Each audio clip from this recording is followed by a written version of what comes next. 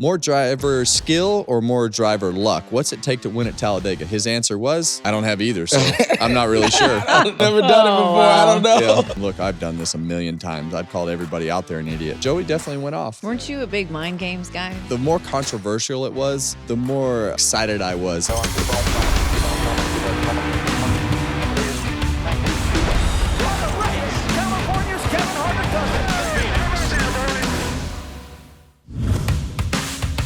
Welcome to Kevin Harvick's Happy Hour, presented by Echo Park Automotive and NASCAR on Fox. I'm Kevin Harvick. She's Kaitlyn Vincie. And he's Mamba Smith, finally dressed appropriately. That's for right. the show. If you're just listening, we will describe what he's wearing. A vintage, vintage Kevin Harvick shirt. Thank you.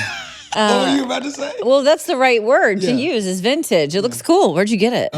This dude, it's called Vintage Cream on Instagram. He DM'd me and was like, hey, you're going to be out at the racetrack this weekend. I'm like, oh, for sure. He came and gave me 3 different vintage shirts, and this was one of them. So I figured, show it some love. You know, I like it. Looks good. Makes sense. It does look good. I wouldn't wear it anymore, though. Huh? I wouldn't wear it anymore. Well, you got to sign it if I'm not going to wear it. Well, we could probably arrange that. Okay. Yeah, that seems like a good agreement. Yeah. I had some good fits this week. It's good. Good fit. Yeah. Oh, yeah. Did you see him at the track in I those did not. overalls? No. The camouflage overalls with the happy It had hour big smileys. decals. Yeah. okay. Had the logo on it. Yeah. You- I like it. I saw the smiley face. I didn't realize that was you, though.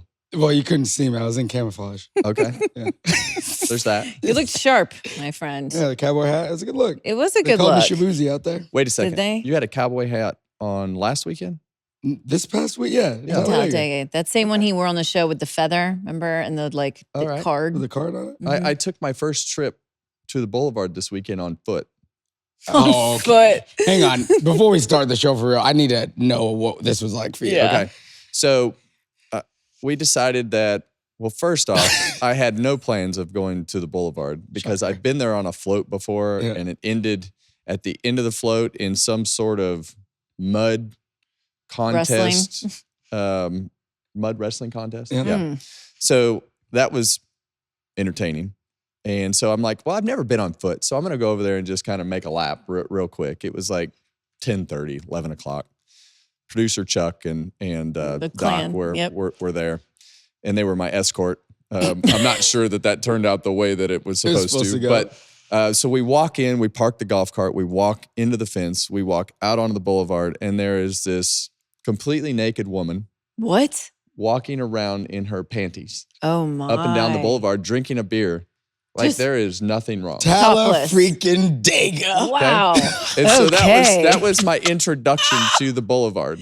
Welcome. And we walked one way and it was kind of dead. We walked the other way and it was there's- not so dead. yeah, so there there's- were definitely more popular spots than other. And she may Always have been is. participating in front of one of the motorhomes as well. Oh, So it was- Participating. there's Yes. a couple stages out there, if you don't know. Yeah. A couple Yeah. stages. That is so a funny story. It was a bit eye-opening for me. I'm sure it was. Did you go out there? I made one after the concert on Saturday night. I went to the top of the street, made one pass, and then pass kept it through. going. And I'm lying. That was I did go back a second time because our interview this week is with Cletus McFarland. Yeah. Cannot wait for that. Yeah. That'd be cool. Yeah, so we Yes. went into his little motorhome complex, but that was not quite the same experience as the 11 o'clock in the evening entrance that I I took would for say the first probably time. not. And those were not luxury motorhomes. No. That's what I thought was funny too about those. No, and they started the motorhome that he was driving. They had to use brake cleaner to start it every time, and it caught it on Lit on fire, fire. once.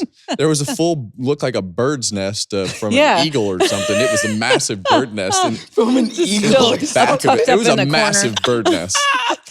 Too love funny. it. I love that guy. It was Yeah. fun to have him back in the ARCA race. Welcome in, everybody, to another edition of Happy Hour. We encourage all of the closers to keep subscribing on YouTube, wherever you get your podcasts. Leave us a review, leave 5 stars. Where can they find us on the socials? Harvick Happy Pod, you know the deal. Instagram, Twitter, YouTube, all the good stuff. That's where, and we'll We're keep all chatting it over up. Conversations will be good. Yes, we have plenty to talk about leaving Talladega, that not just the naked people, but the race that happened. We'll preview Texas as well, which is coming up next. Mamba will have his sips. And Kevin had a busy word week. Yeah. Words, plural. He's becoming a wordsmith over here. So, you know, as you guys know, a couple weeks ago, I dropped the ball. So I had to come back strong. You guys helped me out.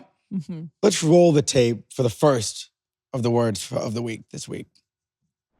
In front of this pack sure has changed. It really has. It's been quite the vicissitude for Kyle Larson. He won that stage, got a speeding penalty all the way to the back of the pack, and now you see these guys up front. William Byron leading the outside lane right there. Definitely a different look for sure. That's a strong That word. really Strong hard. Was that one vicissitude. hard? This is much better from a challenge standpoint. I really enjoyed trying to figure this word out. And the main reason that I enjoyed it is because Mike Joy did not know it. Got a twofer. That's Got a Mike rare Joy did not know occasion. this word, and we both looked dumbfounded before don't the know that race word trying to figure either. out how to say it. I've never heard of that word. Me neither. I Until was I, just saying something because you guys know I love my words. Yeah, But that seems and it tough. was it did not sound like it looked. Yeah. Let's just say that. no, but you did. You wouldn't want to say it if you have a lisp. No, That would be no. There's a lot of really hard word to in there. I had to get myself positioned correctly with my mouth to spit it out.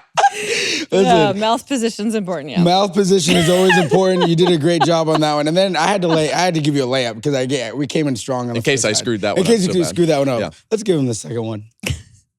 Looks like Chase Elliott right there rubbing up against the wall down the back straightaway. He's got that thing high, wide, and handsome up there down the back straightaway in that fourth lane. It looked to be like Nemechek in the 22 car were dancing around a little bit. He had to move him up the track. He may have brushed the wall.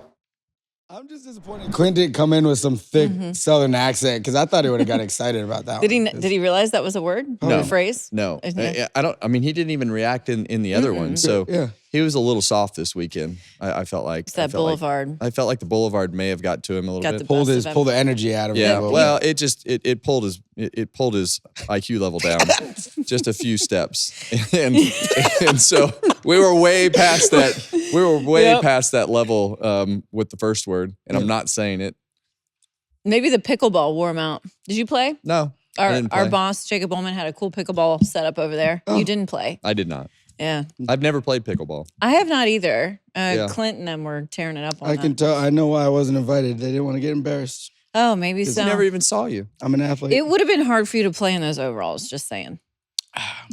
would have been all right. You've been all right. Would have been all right. Well, good job, Kevin, on your words. You get just better and better every week. I don't know about that. I don't know that. It was fun. It was This I is hope fun. it's that challenging every week. We only Okay. have 3 Keep more moving. chances, right? Texas, Kansas, All-Star. Fair. We could stick one on the Cars Tour one. Yeah. You can Oh do no, too. we'll definitely do yeah, that. we got to do that. Okay, 4 more words. Yeah. That's Keep exciting. it coming. Okay, so Kevin's already had a busy day because he interviewed Austin Cindric, who was the driver who was able to get it done at Talladega. What did you think about his performance? Well, the Fords have been in position to win these races a lot over the past several years, and more times than not. Well, especially this year when they've been in position, they just haven't been able to capitalize on it. And Austin mentioned it in his interview. They've been in position to win. You see the finish of the race right there, and up front, controlling the race. And I still feel like those lap cars on the bottom of the racetrack are what pulled just that enough of a 100%. distance to win that race with that little bit of toe that those guys were getting there on the inside lane. So Austin's been up front. You see Ryan Preece crossed the finish line second, got DQ'd after the race. But Cindric in particular, Penske cars especially, do a great job of putting themselves in the front of the pack to get those stage points, to give themselves a chance to win. And ultimately, the Fords have the best cars on the super speedways. And when you're in position that much, eventually you're going to break through. And I'm really happy for Cindric and his team. Kid works hard, drives hard, and I feel like he gets better every year. So it's fun to see those guys win. I love the emotion afterwards. The Regan Smith hug. Poor Regan. The hug. That wasn't a He hug. That was put a his- that was a tackle? punch. Yeah, he put his Yeah, fist to his chest. He got over Well, I to saw him. him lift him up, kind of. He Yeah. did lift him He up, and then tried when he to. put him down, he Hulk smashed him. Like, Man. I was like, damn. I loved it. Little No, Regan. AC's such a nice guy. Yes. Works really hard, underrated, Yeah. and his work ethic probably. Because when he entered into stock car racing, like it didn't go super smooth. Like he drove Brad's trucks, and like they won, I think, a road course race or something, but it wasn't super smooth. And then he made the jump over to Xfinity cars, and the Team Penske Xfinity team was really, really good. Yeah. So he won a championship there, and then bumping up. But you just think about it, it takes some time to win at this level. It takes some time to get that consistency. And now he seems like he's around to win races every year. Now, he's won the last couple of years, so that's really good for them. Now they're in the playoffs, and you can see how happy he was. And I love it and you, Kevin, you mentioned the 21 car and the 8, Josh Berry and Kyle Busch were at the end, right? They were about to get lapped. That little bit of toe, without a doubt. Me and Michael Waltrip were talking about it on the plane. I'm like, did they leave them out there like that on purpose? Because it seemed like to work out perfectly. Well, you could see that it was starting to shape up, that if it was going to go green, they were going to be either right in the way at the finish, which they almost were, but it came down to them actually being the help that pulled that line forward. But nothing that they planned or did on purpose. They were just out there because of the penalties and things that had happened to them on the green flag pit stop. So it was interesting the way that it played out. Interesting, we had no big one. That is very interesting. No crashes, which I'm happy for all the drivers that they didn't have to deal with that. A lot of fuel savings, and strategy throughout the day. A lot of mistakes. Tons of mistakes on pit road. On pit road. Trying to get to pit road. And trying to get to pit road, and that started right off the bat. Well, I just want to ask Kevin something real quick. The 2 Fords were controlling the race, right? Preece and Cindric. And then you had the 3 Hendrick cars right behind them. Why do you think the Hendrick cars just didn't dump out Preece on the top? Because they had them stacked up. Is it because another group of Fords were behind and they thought they wouldn't have got the push? What do you think was the thought process there? I just don't think that in this style of racing you can't just pop out, right? If you pop out and you pop out at the wrong time, if you're William Byron up on that top lane, and if you pull out at the wrong time, you're going to go back 7 or 8 spots. So if you don't feel comfortable with the guys behind you pulling out a line as well, most likely you're just going to lose spots and pull that lane back. So, I think it's always kind of a crapshoot as to when you should pull out, if you should be the first one up in line. And, they definitely, the bottom lane had no choice but to just push. Yeah. And I think that the fastest cars were in the front, and that's why that pushing match was so even. It wasn't Fords behind the Fords. And I think the Fords have the dominant cars on the super speedways. They can push better, they're faster, they handle better, everything above. And when you look at the Chevrolets, they could bump, but there was no real solid just pushes that they could get. So it wound up being a pretty even drag race all the way to start finish line. We're talking about the Fords. Where were the Toyotas? The highest finishing Toyota was 10th with Bubba Wallace. It's partially because of Ross Chastain making that big move of the race you guys talked about on the broadcast, faking that block and keeping all those Toyotas behind. Well, we saw the Toyota strategy early. They got themselves all positioned together. And then the Fords kind of had the front of the pack almost blocked with controlling the race up in the front, and all those Toyotas were in the outside lane. As soon as they got free, they pushed the pace immediately. And I think that it seemed like that might have been their strategy. And we saw it at the end. They pushed the pace again, but ultimately had to put more gas in the car. We saw the 54 leading the race. He had to be the one to put the most gas in the car. He lost all his track position coming out of the pits right there. But the Toyotas were still going to be in a decent spot. But one of the strategies that happens during this race, if you're the pack of cars that's on the racetrack getting up to speed and you know that the second pack is coming, is to spread yourself out down the back straightaway or wherever they're going to catch you to try to make those cars zig and zag through you to pass you. Pretty dangerous, but definitely part of the strategy to slow the second group down. Ross was super aggressive, and he actually broke the first car up, and Denny Hamlin had to almost check up. He did check up, and that totally ruined the momentum of the Toyotas going by that whole Chevrolet pack that had pitted. So Ross Chastain really put those two groups back together. I feel like it would have taken longer to get the packs back together, but the Toyotas were going to make their way through most of that Chevrolet pack that had pitted if it weren't for Ross Chastain and that bold move. Yeah. You referenced those disqualifications earlier. 2 drivers who finished originally in the top 5, Ryan Preece, Joey Logano. Preece disqualified due to too many spoiler shims, and Logano due to a missing spoiler bolt. But Joey was very unhappy with his teammate at the conclusion of stage 2, Austin Cindric. He believed he was not helping him at that point in time. What did you see there? Well, and we covered this on the broadcast. I do disagree with Joey's assessment of that.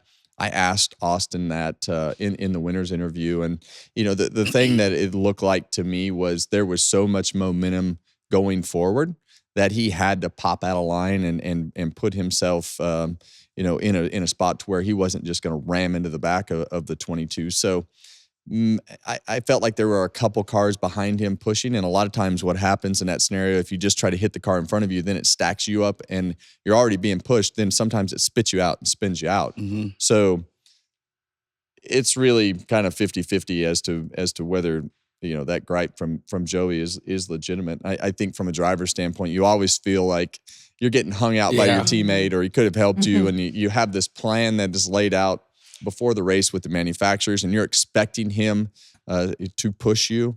And I think there was more to it than just being able to push. But Joey definitely went off. I was a little surprised that he went off on the radio like that. Little crash out. And I noticed he did not congratulate Austin in his post-race interview. He said, it's about time one of us get it done. We've been up front for a long time leading these races.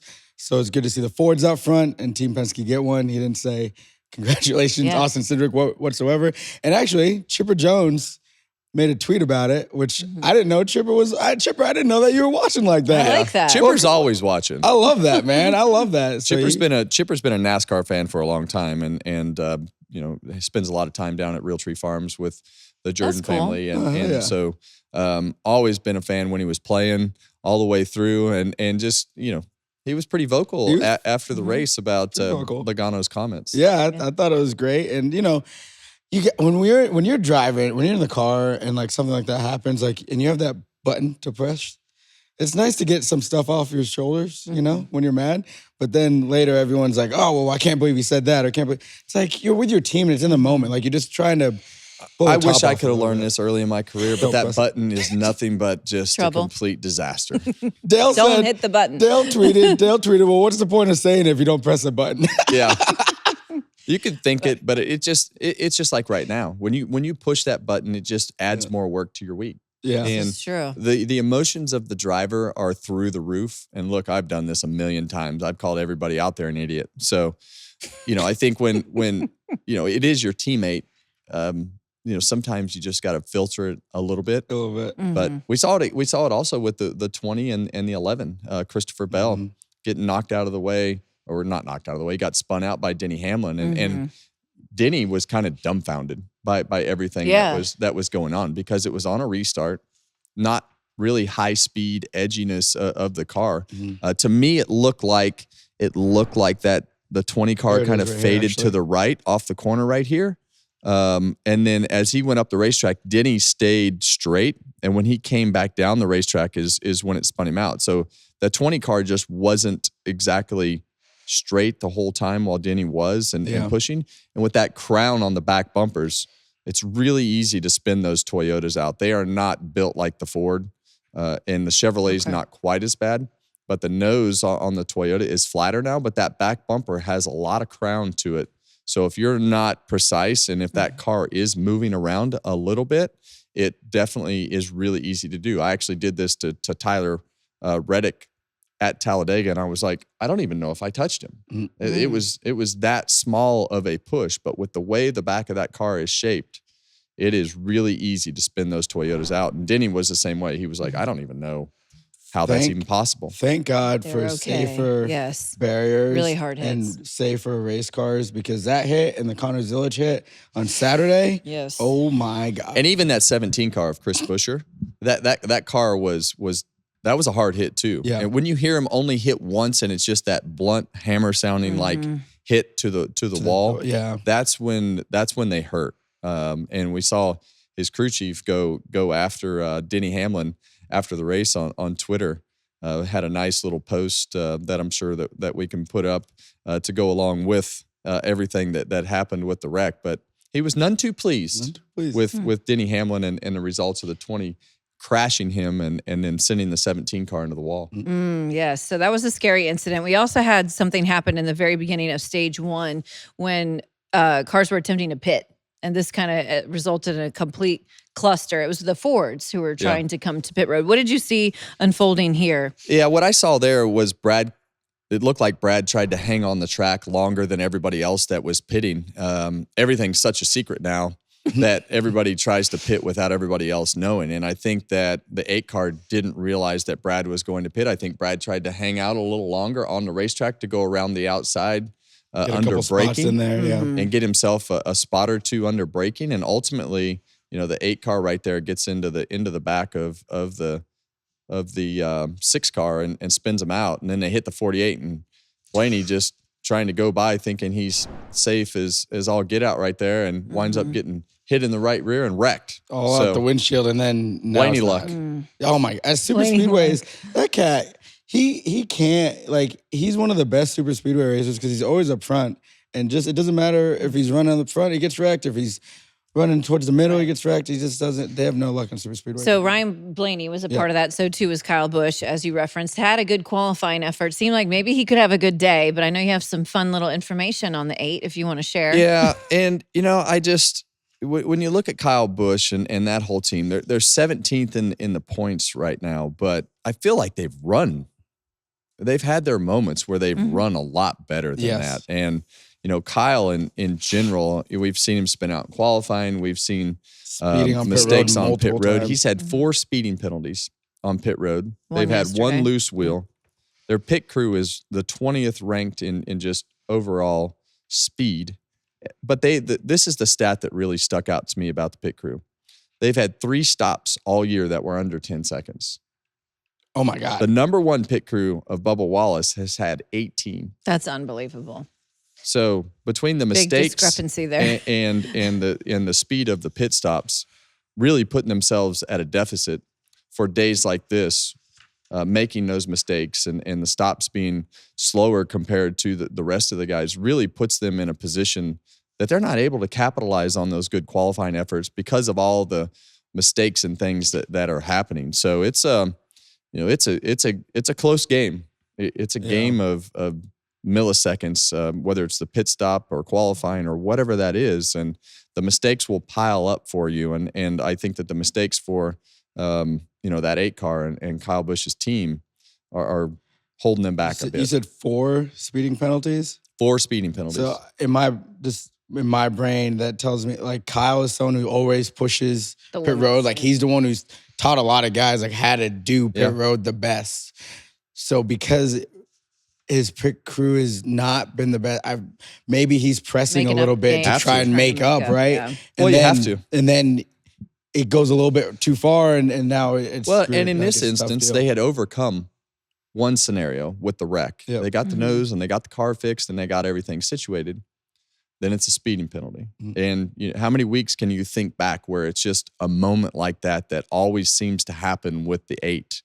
So there's critical moments. They're critical moments, and in the critical moments, it seems like those are when the mistakes happen, and then takes them out of contention. But they definitely had a car that was capable with plenty of speed this week, but you just can't take yourself out of those races in those critical moments. And we saw the same thing with the 21 car there at the end, and they're ultimately.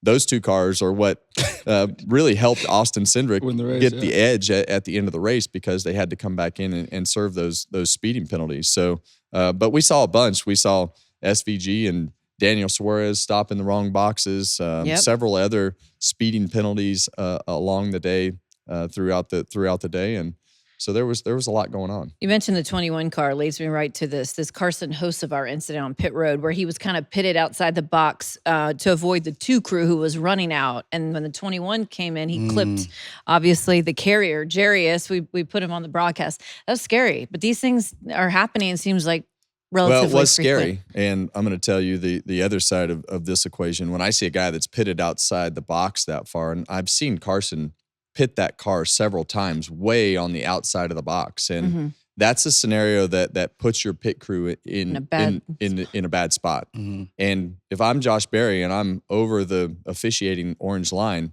I'm brushing those guys. I'm definitely brushing the tire changer the first time, and this time he was way outside of the box. And it's kind of like throwing that fastball at the chin when the guy's standing too close to the plate.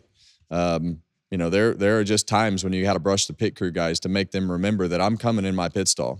And if you're going to swing those tires way around, and your guy's going to be pitted way outside of the box, there's some risk there for you. Yeah. So remember my car's coming your way. That's the situation where the driver needs to protect his guys a little bit. You know, if you're gonna keep trying to get your advantage or whatever you're doing, the next ripple effect is that now your guys are out in harm's way, and that's one. Yeah, he was way out. Yeah. And like I say, I've seen him pit way out like that several times. He also had a helmet swap. This was interesting. It was not fitting the top right side of his head correctly. So I don't think I've seen that top before. right Note side? to self, young driver, don't wear a new helmet There you go. when you don't have any Be the practice. culprit. without putting it on. When you don't have any practice. When you have some changes in your helmet, make sure that you practice in it first. Those are definitely things that you learn through the years. And you should shut your shield. Shut your shield. There you go. Also, speaking of young drivers, our friend Mr. Cletus McFarland, he had a little situation with his driver equipment, and old Biff had to get in there and help get him right before the start of the hard I spent some time with the Biff during the interview with Cletus, and those guys are having fun. They're having a good they time. are. Having a great time. It's always fun to have him at the track. He I love just brings Greg. so much energy. He said his vibe fit the vibe of Talladega. I kind of agree. I would agree with that. Yes. I want to give a quick mention to Zane Smith. I know his finish doesn't reflect it, but qualified on the pole. I actually got to interview Zane in Bristol, and he told me that team was really focusing on Saturdays because they had identified that that's where they were lagging behind in qualifying. If you look, they've made a ton of gains in that particular area. But we've talked about it on this show. Like if you have a bad Saturday, it's just setting you back. And some of the better teams can overcome that. But in this situation, I feel like they're starting to kind of make those gains. Yeah, and there was a point there where Zane was able to push Joey Logano back up to the front of the field. So he had a really fast car. And I think the details of the super speedway racing, when you have those fast cars, being able to manage those cars. We've seen Preece have a really fast car, cross the finish line second, but had the DQ, but made a lot of good moves this week to position himself and keep himself in the mix for the end of the race. And I think that's what Zane has to learn. But the only way you learn those things are to be in the front of the pack. And I think being able to be better on Saturday and learn the things that it takes to be competitive, that's exactly what a young driver like Zane needs, because the middle of the pack and the back of the pack are a much different race than the front 10. Yeah, you're tongue out. For the middle of the back, you're just tongue out. You're fighting and clawing for every single position. Every single And every spot. time we talk about it, I think of Richard Petty in the booth with you guys from Darlington. He's just like, man, you guys are doing this stuff up front. I'm watching back at 20. These guys are getting after it. I love that he said that. Yeah. And how about our guy, Kyle Larson? Finally had a decent super speedway Finally finish. finished one. There you go. Good for that team as well. P3. Well, no, ended up P2. He did. Yeah, he wound up second. And I think that he scored some stage points and put himself in a position. 1-1. And we're still 0 for 50, but it was still a great run. And in our pre-race, they said, more driver skill or more driver luck? What's it take to win at Talladega? His answer was, I don't have either, so I'm not really sure. I don't know. Yeah. Never done it before. wow. I don't know. Yeah. That's I love funny. how he critiques himself. He's Yeah. brutally honest. He definitely is. So those were the storylines from Talladega. One story that came out before we got to the racetrack involved someone who was a big part of your career, Rodney Childers' departure from Spire. I know you've obviously spoken to him. I'm not sure what all you want to share or what you make of that. Well, I think as we talked before we left, we expected there to be changes. We saw the change on Ryan Blaney's pit crew, and then we saw the Spire change with Rodney not being the crew chief or working at Spire anymore. So that one kind of caught me off guard. And I think as you look at the statements and things that everybody shared throughout the process, it seemed like it was a mutual agreement that it wasn't working. So it'll be interesting to see how everybody moves on. I think that the 7 didn't run great again this weekend, and I think as you look at Rodney and his credentials, hopefully he winds up somewhere that'll really make a difference, because I think he can. He's got the the credibility and the history of results that go with it. So we'll see how all that shakes out. Yeah, I mean, Rodney moving, and then before that, Cheddar, the car chief, left as well, and to Gibbs. So like Lost their whole pit crew. Yeah, like the team just kind of all at once is imploded a little bit in a way that we don't typically see. Yeah. Mid-season, especially not a crew chief and a car chief change. Pit crew stuff happens sometimes, but those two obviously are Bold mega moves. Yeah, huge moves to be made. So it's interesting to see what happens. And I think with it's that. interesting too. And we don't know the inner dynamics of how this team works or how it functions or anything like that. But the chemistry of how this all goes means something. And I think when you're searching for that chemistry, I remember firing a crew chief after the first week when we had the truck teams. We got to Daytona, and I was standing up on the hauler, listened to the whole thing, and got home the next Monday, and I told Rick Corelli, I said, this isn't going to work. So we made a change after week 1. So I think that sometimes the team has to do what they feel is right, and in this particular scenario, it's been some pretty aggressive moves along the car chief and the crew chief direction. This is if I was like a Sam Hunt Racing in the Xfinity Series, if I was anybody like that, I would have already been in Rodney's phone, seeing how I can get you to come over and just consult, just come look at our stuff. Yeah, give me a real opinion on where we can get better, what you think we can do, because Rodney can do that at a very high level, especially for a team like that. And, he likes those old style race cars, so I think he'd have a lot of fun doing that. It's true. We will have to see what the future holds for Rodney Childers. Before we move on from Talladega, I do want to say props to Mr. Artie Kempner on an incredible career at NASCAR on Fox. It was his final race as director this past Sunday. I know you guys had him on the pre-race show. That was cool that you got to kind of share your thoughts on his career and time at Fox as well. Yeah, Artie's moving over to direct Monday Night Football on ESPN. So only 3 or 4 guys or gals that get to fill those positions, very prestigious positions in the television world. So happy to see Artie get that opportunity. I think for us, being able, for me personally, being able to work with Artie throughout the years, and he's got a huge personality, very proud of the things that he has done, taught everybody a lot about, the dynamics of how television works. So racing is not easy to cover. It's not like every other sport where you have commercials and breaks and you only have one ball and watching this one thing. set amount of players. Yeah. It's an interesting dynamic to cover a NASCAR race. Artie Kempner has been instrumental for the NASCAR on Fox broadcast team for many years. We wish him 31 years. 31 years. We wish him well on his next endeavor. Okay, we are going to Texas Motor Speedway next. I love this venue. And Echo Park always does all kinds of neat things at the tracks that they are involved in. And of course, we love our friends at Echo Park. Kaitlyn wore a Texas outfit today, Kevin. This was not planned. I honestly didn't even think. think about it. Oh, but yeah, okay. I'm in head to toe denim if you're not watching. But yeah, well, race fans, if you're visiting Texas Motor Speedway for this weekend's races, don't forget to check out our friends at Echo Park Automotive's Speedway Experience, featuring games, prizes, music, and more. So fun time to be in Texas. And I love the fact that Echo Park, and the whole SMI group, they do a great job of trying to engage the fans and all the activations and just trying to be different, trying to set themselves aside from everybody else by pushing things forward in a different way. So it's fun to see the sponsors activate the way that they are right now. Love seeing activation from the partners. And I think it's paying off. You look at that Talladega crowd. yeah, It was serious. That Talladega crowd was serious in the infield. It was serious in the crowd.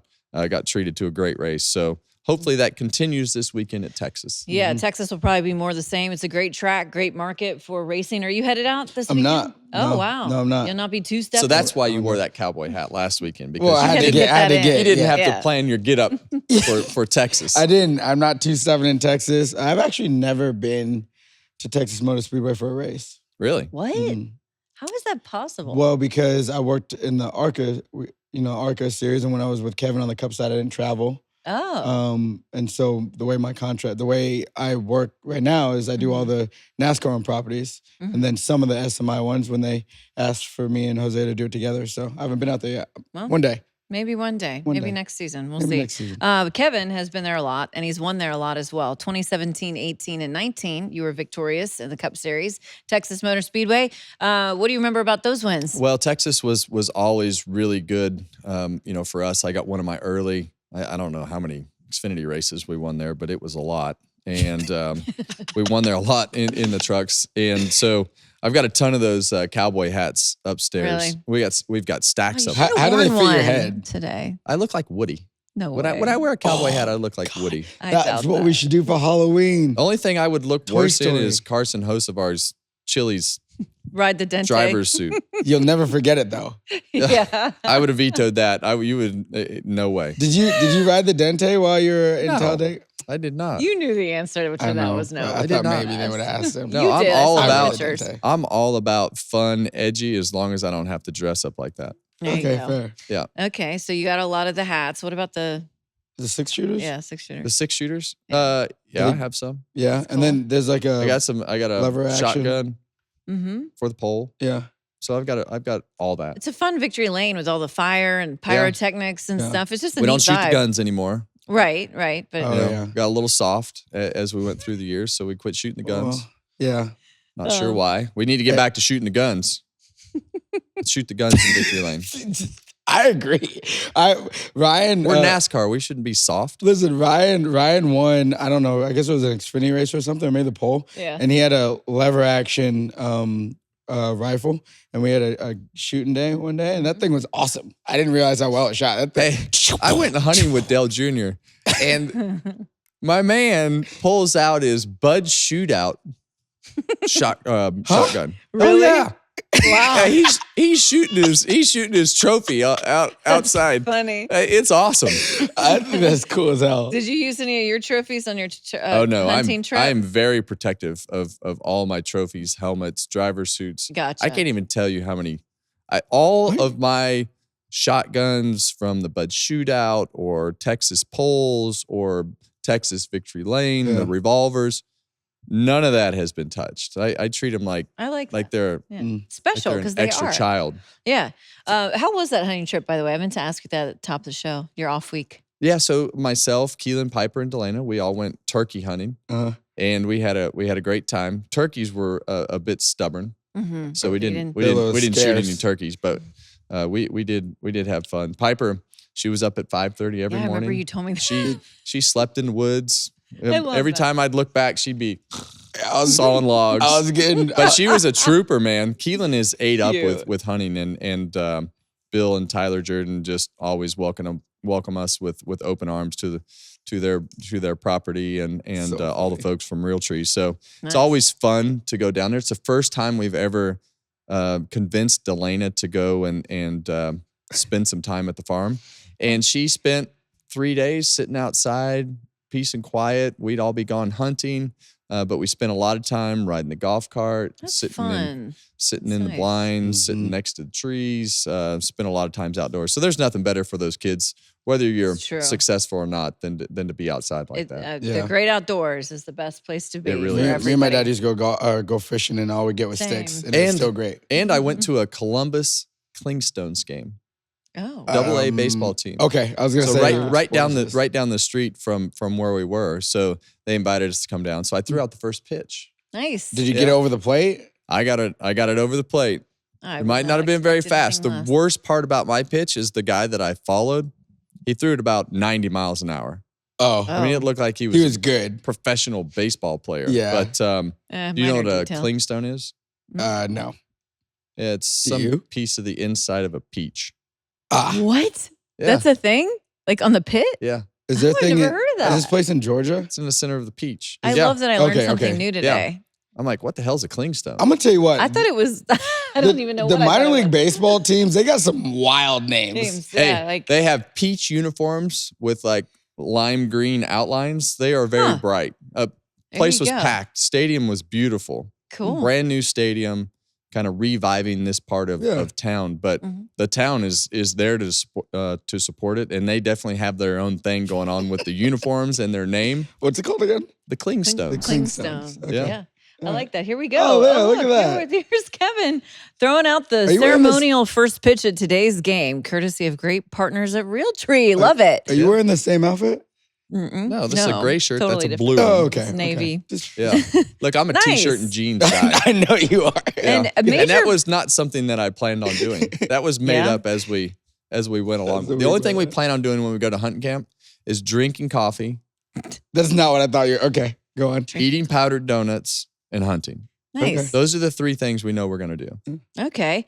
Well, I like that we, kudos to our producer for picking up on that because I totally went off where I was supposed to be going right now and they pulled up that tweet very quickly. it's a Thank job. you guys. It's a team effort here. And you Team learned what a effort. clingstone is. And I learned what a clingstone is. Yeah. It's a piece on a It's peach. not what I thought. Who it knew? would be, but- Yeah. I want to go back to Texas though very quickly because what is tough about that racetrack?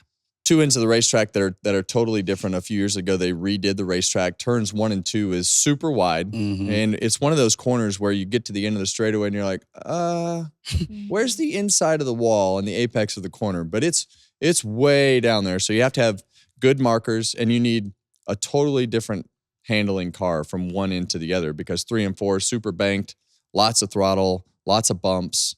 So you have to have a pretty good handling race car to make all this work. Lots of speed. This race usually, for whatever reason, a lot of times it comes down to like a last 15 lap caution. And someone does like Austin Dillon with 2 tires or Chase Briscoe, I think last year stayed out or something like that always seems to happen and jumbles up the end of this race. What cast of characters do you feel really need to have a turnaround performance? Well, I really thought that Brad Keselowski needed to capitalize on Talladega. I don't know that, I put them into the category of having speed, but, SVG is in big trouble from a point standpoint. Couple guys that are doing a great job, though. AJ Allmendinger, 16th in the points. Always the fastest lap. I think that those Colleague guys have put themselves into the mix. I think that I still think it's Blaney. Okay. Blaney's done a great job. He scored the 3rd most, stage points. That's what's kept him in the game. They've got speed, so I wouldn't overlook Blaney for the bad luck that he's having because of the speed that they have in that car. But I still feel like it's probably Brad Keselowski and Kyle Busch. There you go. 6 and 8. Yeah. Not that they still have speed. They've been doing a good job. Tyler Reddick in the 45 group, just kind of a quiet. Very they quiet. They haven't made a lot of noise, which is fine.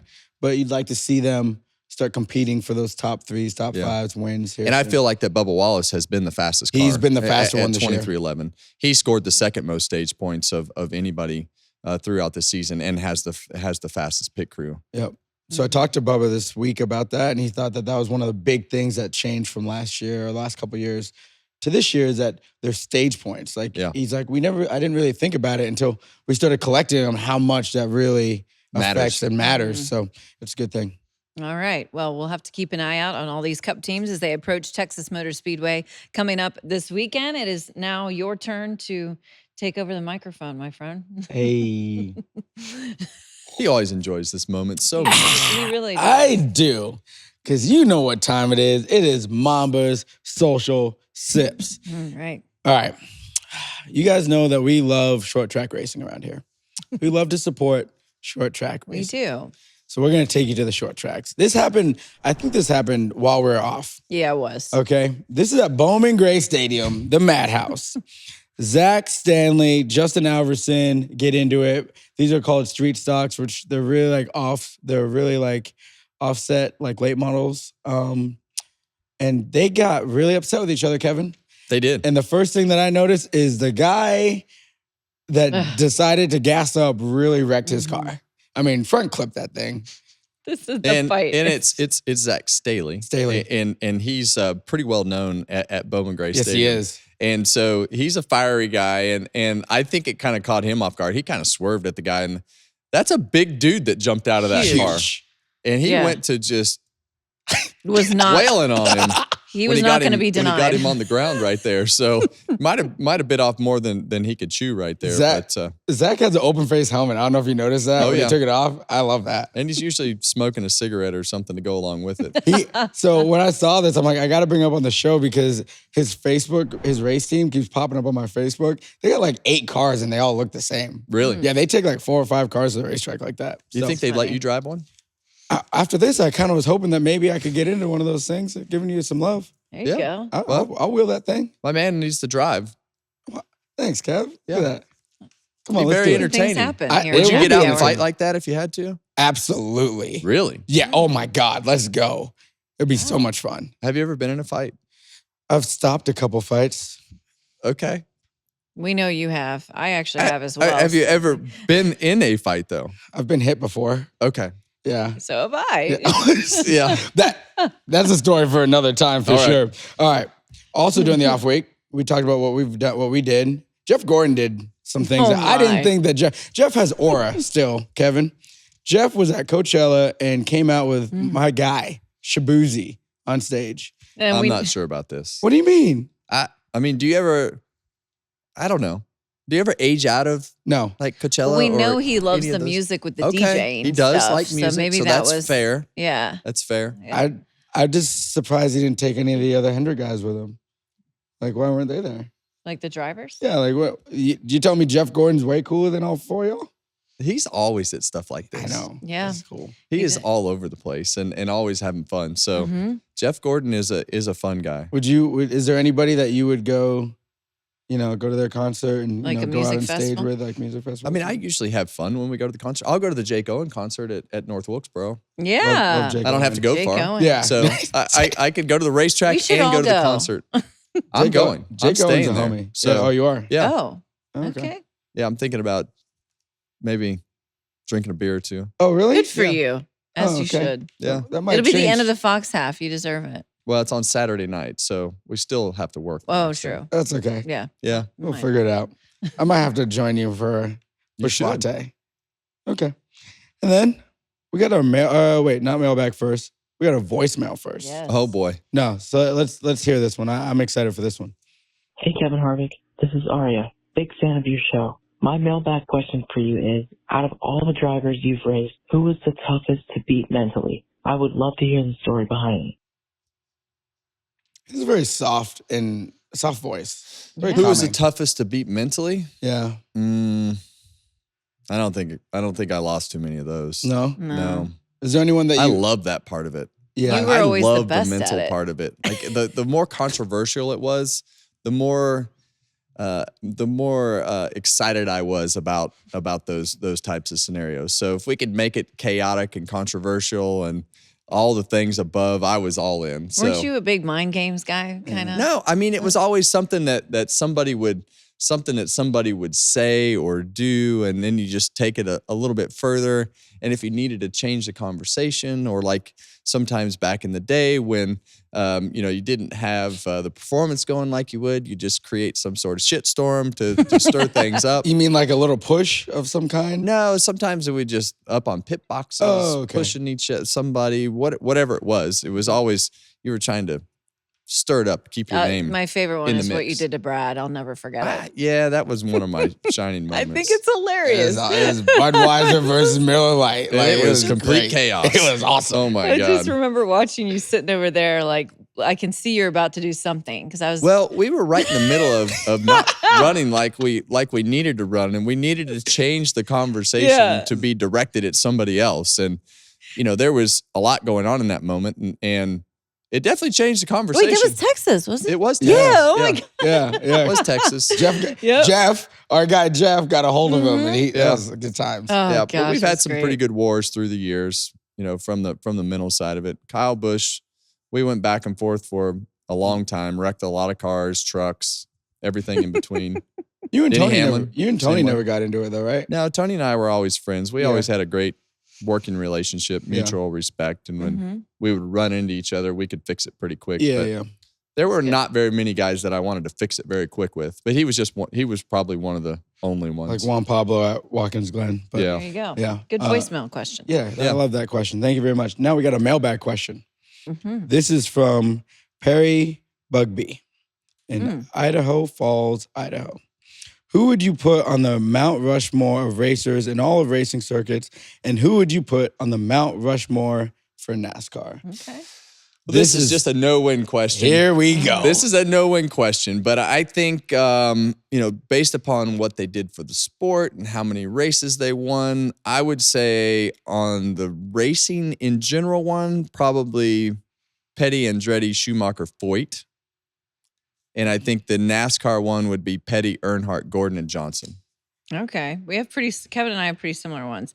I did Andretti, Stewart, Earnhardt, Schumacher. Okay. For all motorsports. I put Earnhardt, Petty, Johnson, and I put Kevin on mine because it's my Mount Rushmore and he's on mine. Well, thank you.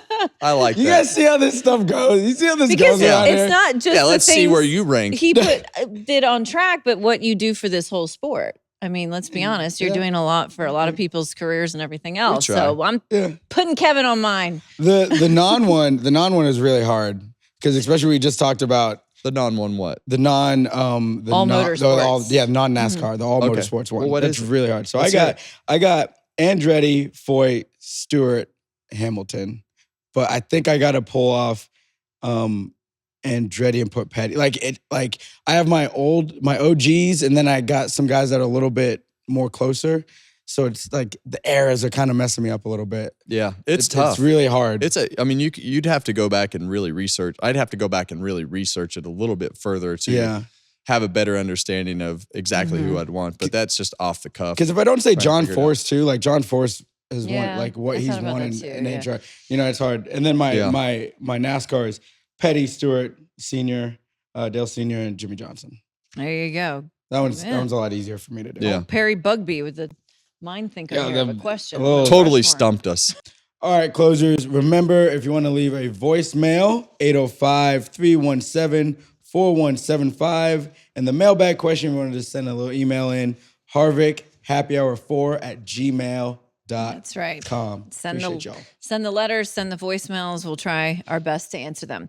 Time now, guys, for our last call. Gambling problem? Call 1-800-GAMBLER. In New York, call 877-8-HOPE-NY or text HOPE-NY 467-369. In Connecticut, help is available for problem gambling. Call 888-789-7777 or visit ccpg.org. Please play responsibly. On behalf of Boot Hill Casino and Resort, Kansas, 21 plus age and eligibility varies by jurisdiction. Void in Ontario, new customers only. Bonus bets expire 168 hours after issuance. For additional terms and responsible gambling resources, see dkng.co/audio. NASCAR is not responsible for this promotion and used under license. So before we get into our picks for this week, let's take a look at the best bet of the weekend, courtesy of DraftKings. Yeah, you could have made some money last week, plus 1,400 on Austin my. Cindric. So that Should've one done would have that. put some extra money in your account, Mamba. I could have used that. That's right. Yeah. Well, take the checkered flag with DraftKings Sportsbook. Download the DraftKings Sportsbook app and use code Harvick. That's code Harvick for new customers to get $200 in bonus bets when you bet just $5. Only on DraftKings, the crown is yours. I'm gonna bring you a crown one of these days, just for this part of the You wore segment. one at that soccer game, didn't you? I did. Yeah, that was actually So hilarious. fitting. Mamba was the head of PR that night. I was That's right. right. He You was were he there. was definitely the hype man. I was pointing out the Chief hype. people. That was fun. It was we had a good time down You'll there. have That to was do fun. it again, guys. The team is good. They are good. They're actually like yeah. on top of the rankings right now. There you go. Speaking of top of the rankings, Austin Cindric got the big prize out of Talladega. And let's take a look at his burnout so Kevin can grade this one. Yeah. Oh. Well, I've seen it. And as you watch it, I think it was pretty average. A lot of smoke. The thing that it wasn't really about the burnout this week for me. It was really more about Austin. Austin's celebration afterwards was pretty good. I So that love gets being some able extra to points. see the emotion. And anytime that somebody punches Regan Smith in the chest that hard, God. it makes it way more entertaining. So my man, Austin Cindric, was jacked up. Yes, Jacked he up. was. Jacked Which I think is cool. You know, I think it's it's like, great. I love This to is see hard. that. Yeah. This is hard. It's hard to win races. It's hard to put yourself in a position. It's hard mentally. It's hard on these young kids. With the fact that you go so many weeks of just losing and just getting pounded by the media and the fans of being a loser and losing your job or whatever it is. This is extremely difficult to navigate from a mental standpoint. And when you're able to achieve winning one of these races and you see that emotion, that's real. Yeah. Like, that's raw and that's real. He goes over and Wait, bare what? hugs my man. Watch this. Boom! Regan was like, I don't know what to do right now.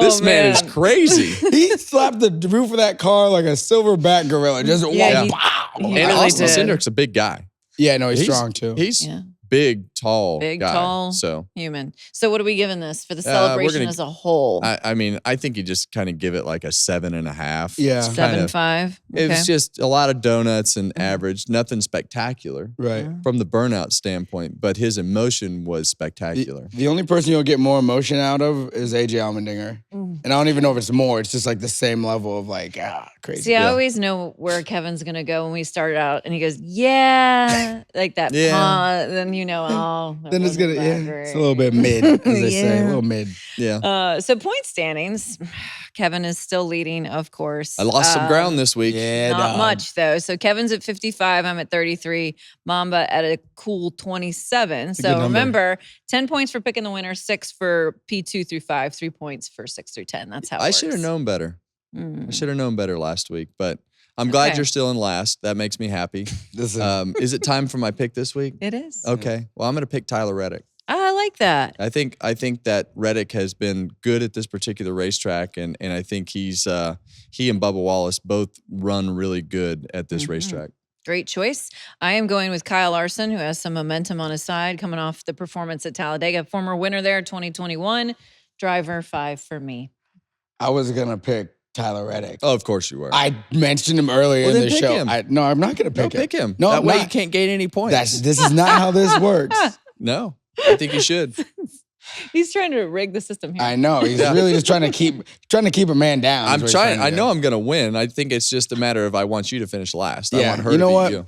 Give me my dog, Bubba Wallace. We're gonna. Okay, we so have we- it's 23-11. redemption Good time. pick. No, it's redemption time at Texas. I think he feels like they let one slip last year. So go off, get you one, big dog.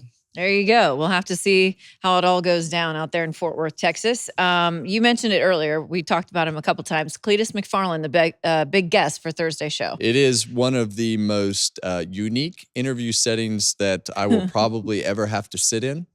But we did interview Cletus after the ARCA race to get kind of his post-race analysis of his weekend and his race, and then what his expectations were for the rest of the weekend on the boulevard. So I got a little bit of hamburger grease in my ears. Oh my! And some smoke in my eyes from the grill that was right behind me. But the burgers were good, and we had a lot of fun. Were all the sound bites usable? I'm not sure how we put all those together, but it will be very entertaining. Yeah. And I enjoyed it. And he is a great man and fun to be around. So that's always very interesting. I want to see him in a late model soon. You know, Yeah, I like him right where he's at. Yeah. I think he should be a super speedway specialist. Ooh. So the reason I asked that is because I always pre-interview the drivers off air. Yeah. And I just asked him about his Talladega experience. He said it felt like he lost his virginity again being at Talladega. So Okay. I go, well, I can't use that, but thank you. That is a funny Yeah. quote. That's why I was asking how much of the sound bites were usable. We look forward to that conversation with Kevin and Cletus on Thursday. Make sure you keep subscribing on YouTube, wherever you get your podcasts. Leave the show a 5-star review, leave a word, and we will see all of you after Texas. Don't hurt yourself. Sorry.